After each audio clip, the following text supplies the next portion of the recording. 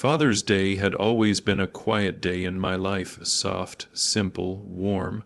I never asked for much. A cup of tea, maybe a phone call, maybe Emma coming by with that bright smile she used to carry like sunlight. This year, though, I felt something different. Maybe it was the way she'd said on the phone, "Dad, this year I got you something special." Something in her tone made my chest tighten with the kind of joy only a parent understands, the hope that your child still remembers you, still chooses you. So I spent the morning preparing far more than necessary. I ironed the good tablecloth, the one her mother used to love, set out the almond pastries I learned to bake because Emma liked them as a little girl, and even placed a bouquet of lilies in a vase. Her favorite scent. I even wore the old blue shirt she always said made me look like a movie dad. I wanted everything perfect. When the doorbell finally rang, I didn't walk. I hurried like I used to when she was a toddler calling for me. But the moment I opened the door, something inside me stilled. Emma wasn't standing there alone. Behind her were asterisk asterisk her husband, Mark asterisk asterisk, and asterisk asterisk his father. Richard asterisk asterisk. A man I had never been particularly close to. A man who carried arrogance like a cologne, smelling of money and superiority. Emma was smiling, but not the soft smile she used to give me. This one was brighter, too bright, like she was trying to impress someone standing behind her. "Dad," she chirped, hugging me quickly. "We thought it'd be fun to celebrate asterisk together asterisk this year. Asterisk together. Asterisk, yet somehow I already felt excluded." They walked in, and I noticed immediately that Emma was holding two gift bags, one large, beautifully wrapped in gold paper, and one small plastic bag with a crooked bow. I knew instantly which one was for me, but I said nothing. You learn to swallow things as a father. Swallow disappointments, swallow aches, swallow fears. You take the smaller portions at dinner, the weaker coat in winter, the older shoes. So your child never has to feel the lack you do. I had spent Emma's whole life swallowing. "Dad, you won't believe what we got for Richard," Emma exclaimed, pulling him closer like he was the star of the day. She handed him the large gold-wrapped box. Richard peeled it open dramatically, looking around as if he expected applause. Inside was a watch, sleek, golden, shimmering like a trophy. I recognized the brand instantly. I had seen it only in magazines, the kind that lock behind glass at jewelry stores. His delighted gasp confirmed it. "A Rolex," he said, stunned. "Emma, this must have cost a fortune." "A limited edition," she beamed. $10,000, but worth every penny, 10,000. I felt the number hit my stomach like a stone. Richard turned his wrist slowly, showing off the watch to the room like it was a medal he earned. Mark clapped his father's back proudly, and Emma took pictures she sent to their family group chat. Not mine. Everyone laughed, clapped, smiled, except me. Then Emma turned with the small plastic bag and handed it to me. Her smile dimmed in comparison, almost automatic. "And for you, Dad." I opened it carefully. Inside was a pair of socks. Gray, thin, with a tiny bamboo label on the side. Not even wrapped, not even a card. "Oh, they're made from bamboo fiber," she said cheerfully, failing to notice the slow collapse happening behind my eyes. "Really comfy. I hope you like them." Richard chuckled, elbowing Mark. "Well, not everyone needs something fancy. Some people are simple, simple." The word sat on my skin like dirt. Emma laughed, she laughed. Not because it was funny, but because she wanted to fit in with them, with their wealth, their polished arrogance, their shiny lives. My heart didn't just break. It folded quietly, the way paper does when it's been bent one too many times. I forced a smile. "They're nice." I said softly, "Thank you," but my hands trembled as I held the socks. All I could think about was the tiny drawings she used to make me when she was 5. The world's best dad scribbles in crayon. The flowers made out of folded paper. The poems about how she'd always love me. Now she was buying a $10 00 watch for a man who had known her for 5 years and socks for the man who raised her for her entire life. After lunch, they left quickly. Richard wanted to show the watch to his friends. Emma hugged me at the door, distracted, already scrolling through photos of Richard modeling his new gift. "Love you, Dad," she said out of habit, but habit isn't the same as love. Habit doesn't look you in the eye. Habit doesn't notice when your voice cracks. Habit doesn't see your hands shaking. When the door closed behind them, the house felt like a cave, echoing, hollow, cold. I walked to my bedroom, placed the socks in a drawer, and for the first time in years I cried, not loudly, not dramatically, just a quiet, painful cry, the kind that empties a father's heart drop by drop. It was the moment I realized something had changed. Something had broken, and I was no longer first in my daughter's life. I wasn't even second. 2 days passed after Father's Day, and the sting of that afternoon still lingered in my chest like a bruise that refused to fade. Every time I opened the drawer and saw that pair of gray socks still folded, still untouched, I felt something crack a little more. I tried telling myself it didn't matter. They were just gifts, just objects, just things, but the truth was much uglier. Gifts reveal what words refuse to say. And what Emma's gifts had said was simple, ***, you don't matter like he does. ***, I didn't know whether to blame her or blame the man circling her life like a shadow, her father-in-law Richard, who always seemed to push her into seeing me through his lens of arrogance. But life has a cruel way of peeling truth back, layer by painful layer.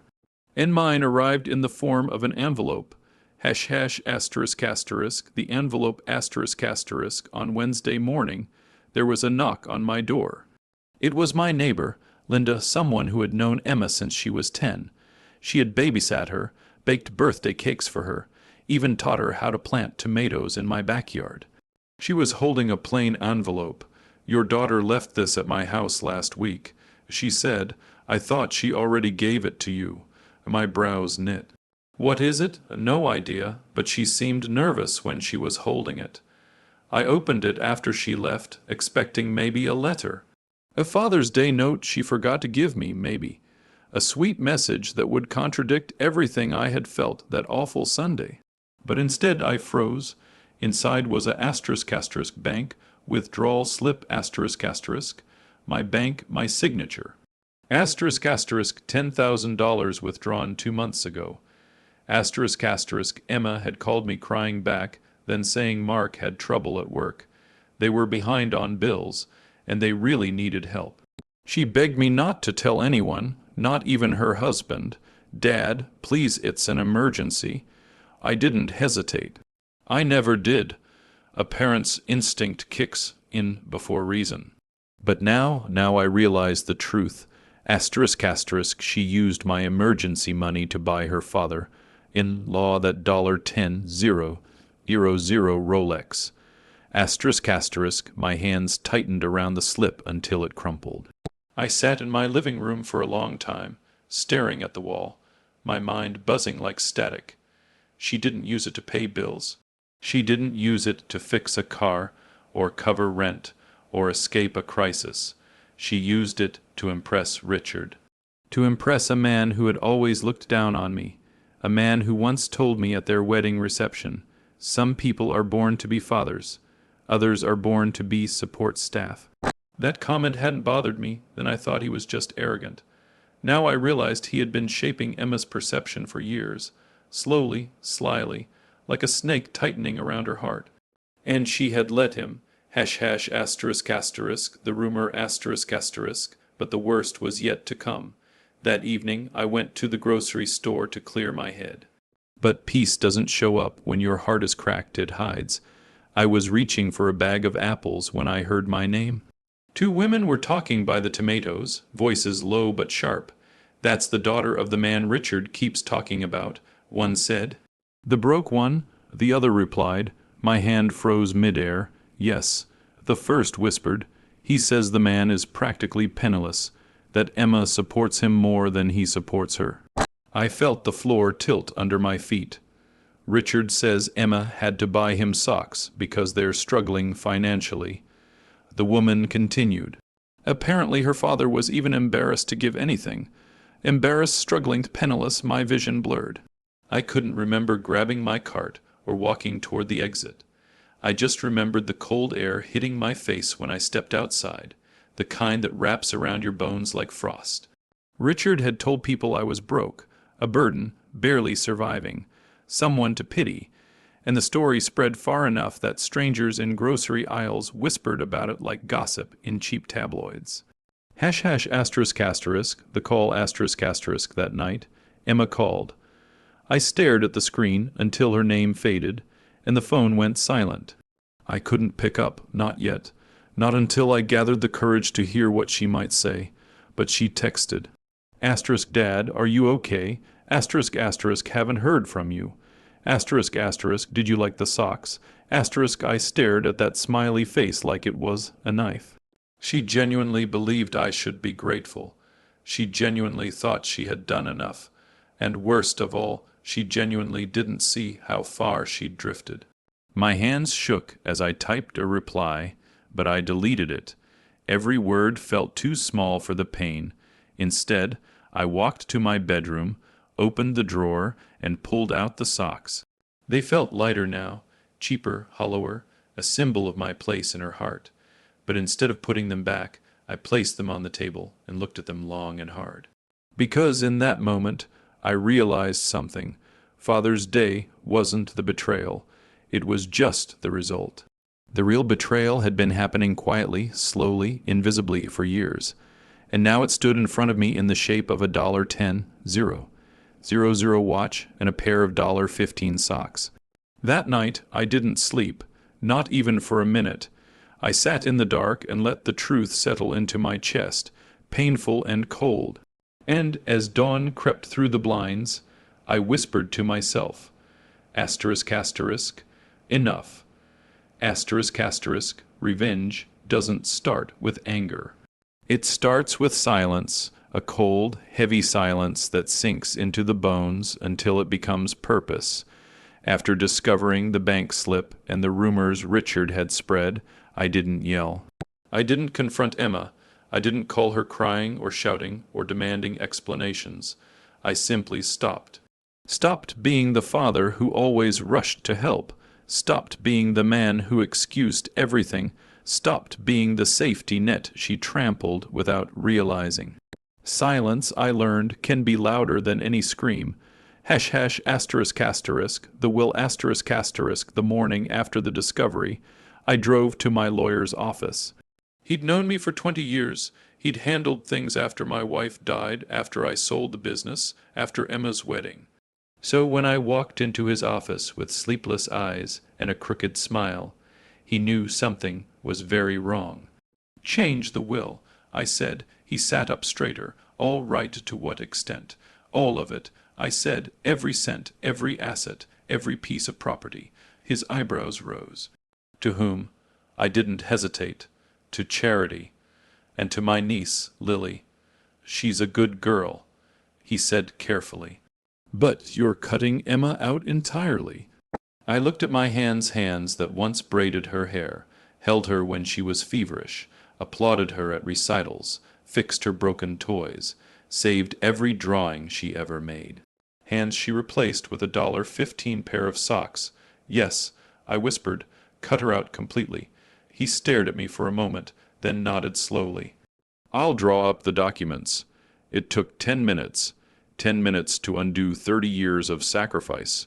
When he handed me the final draft, I signed it with a steady hand, steadier than I expected. Not because I didn't love her, but because she needed to understand a truth she'd forgotten. Love isn't bulletproof. It can break, and sometimes it must. ***, the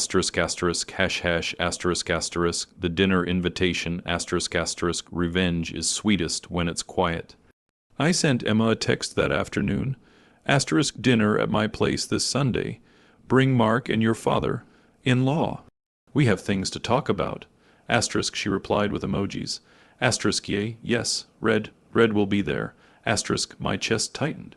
She truly had no idea, but she would. Oh, she would. Hash hash asterisk asterisk, the dinner asterisk asterisk. They arrived dressed like they were attending a gala.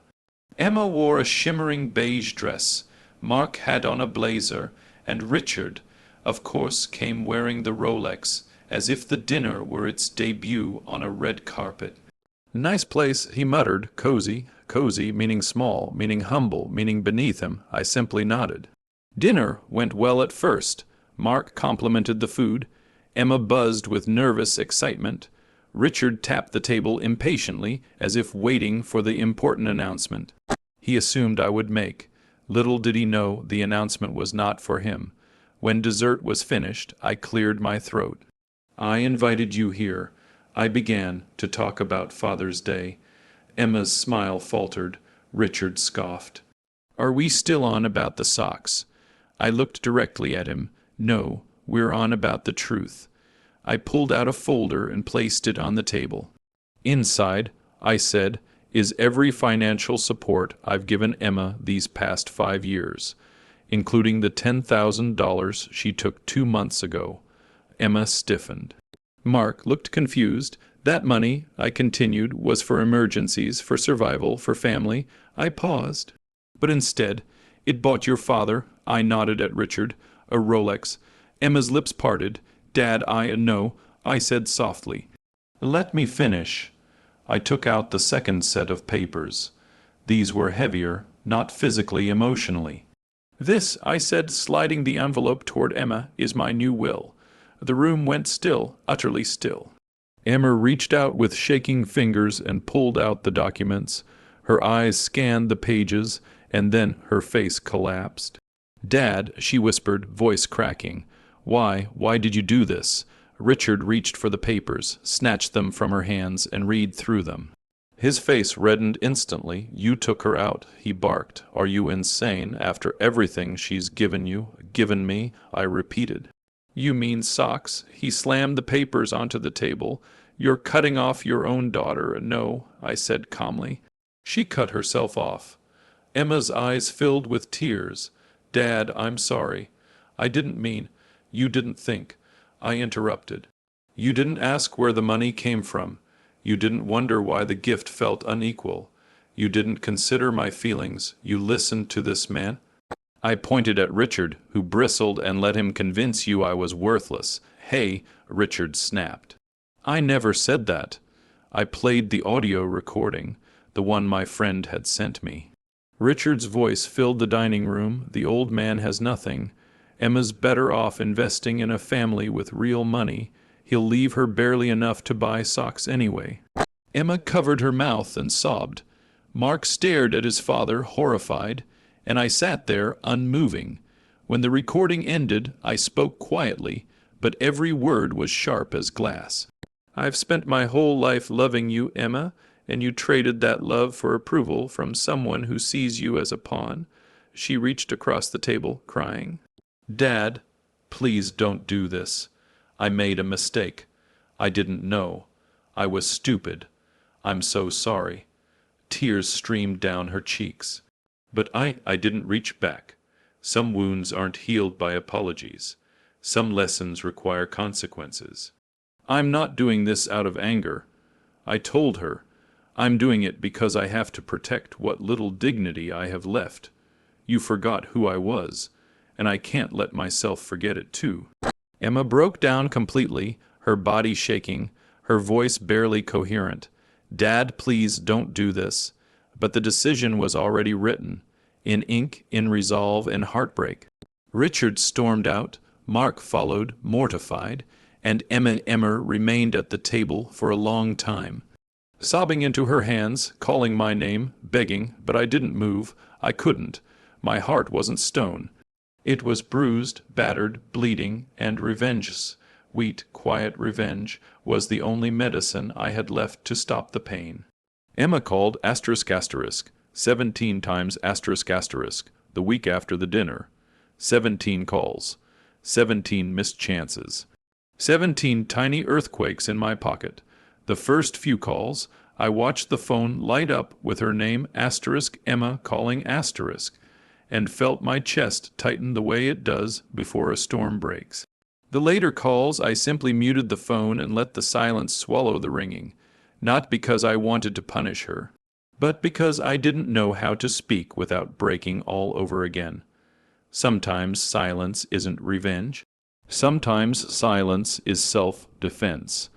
#***, the cracks begin to show ****. It didn't take long for Richard's mask to slip.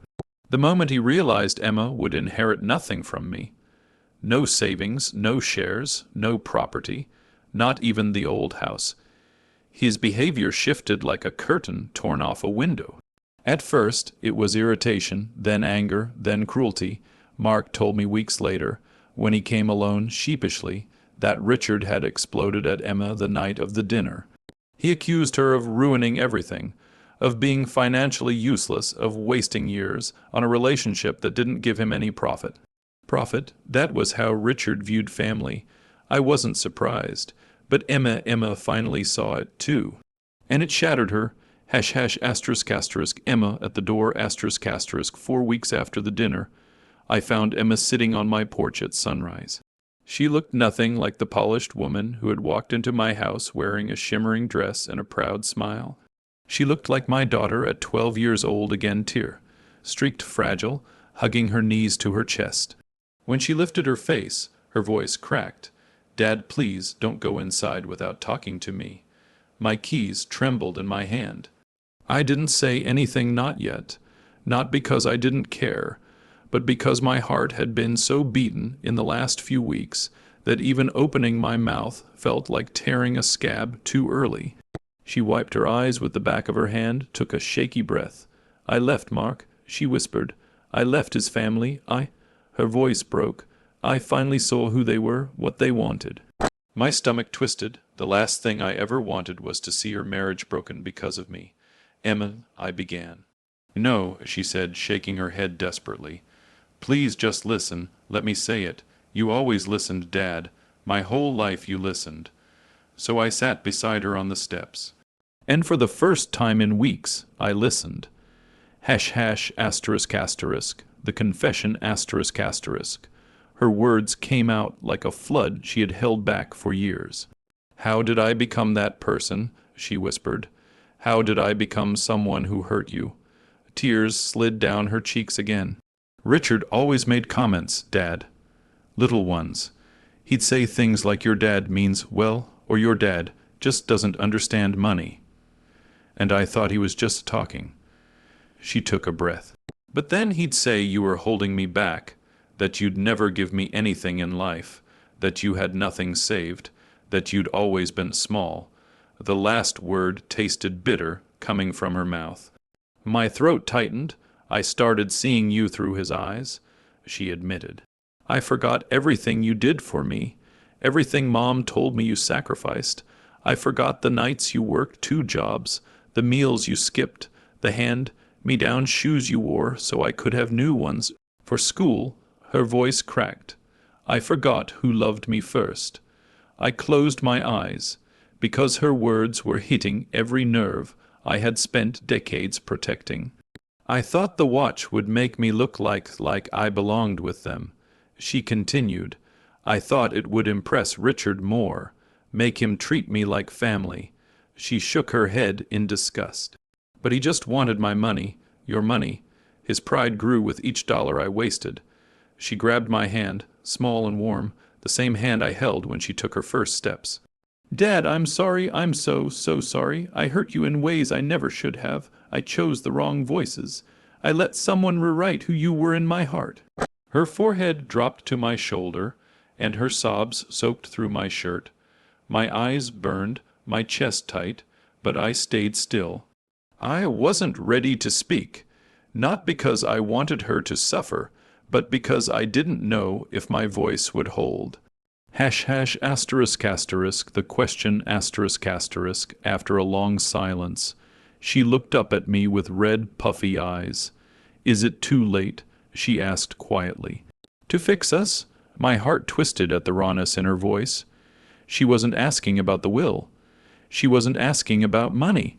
She was asking about ****, The father and daughter who used to eat cereal together at 2 a.m., who used to talk about her dreams, who used to celebrate life with homemade cards and hugs that smelled like crayons and sunshine. I exhaled slowly. No, I whispered, it's not too late. Her shoulders dropped in relief as a fresh wave of tears spilled out. But, I said softly, it will take time. You broke something inside me, Emma. Not beyond repair, but it isn't whole yet. I need you to understand that. She nodded vigorously. I do. I understand. I'll wait. I'll do anything. I just want my dad back. I wrapped my arm around her then, not fully, not tightly, but enough for her to know she wasn't alone. Enough for her to know there was still a bridge between us. Wounded, yes, but not burned. ****, moving forward ***, in the weeks that followed.